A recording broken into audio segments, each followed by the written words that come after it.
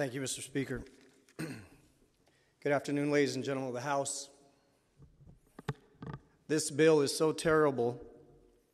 Many of you remember we stopped this bill twice last year. Once when it came to the floor and we called their bluff and they withdrew it. Another time they added it to the Frankenstein bill where they tried to leverage a very popular medical freedom bill.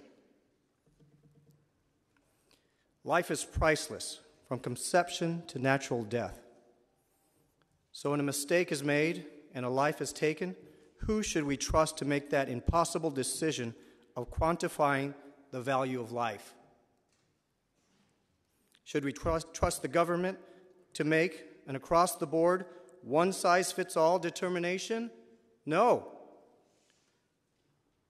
We should not. We've tried that in other cases. The power lies in the hands of the people. We're not talking about frivolous lawsuits. These are life-changing experiences.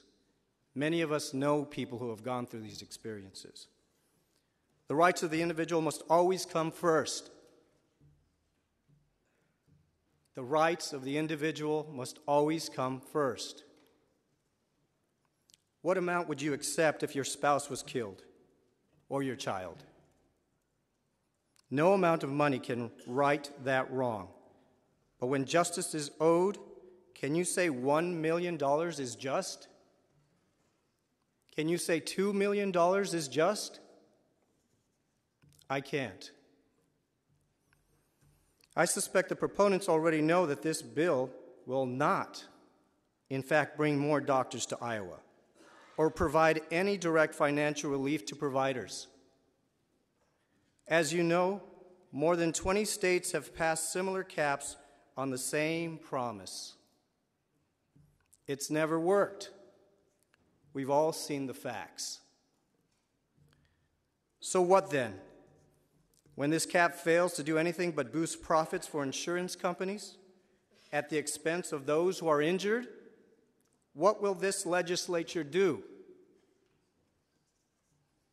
Nothing, I suspect. I can tell you with certainty, there are several of you in this body who are prepared to vote for this bill, despite knowing in your heart it is immoral and unjust. Why? Because this bill was labeled a priority by leadership? Will you seriously allow yourselves to be bullied into bending your moral compass away from the people of Iowa and point it directly toward the billion-dollar corporations who want this handout? Contrary to popular belief, you can say no to leadership. It's actually quite easy and sometimes very necessary. This is one of those occasions. We swore an oath to the Constitution, not the corporation. The founders had it right. We should be judged by a jury of our peers. The rights of the people must always come first. What's next on the priority list of corporate protection? Trucking companies? Carbon capture pipelines?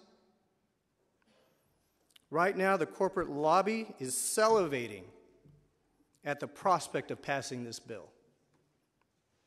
They'll be lined up in the back hallway if this bill passes. Your conscience and your vote are the powers your constituents gave you. Your conscience, not your politics, is what people trust. I hope you'll join me in rejecting this bill. I'm voting no, and that's the right thing to do.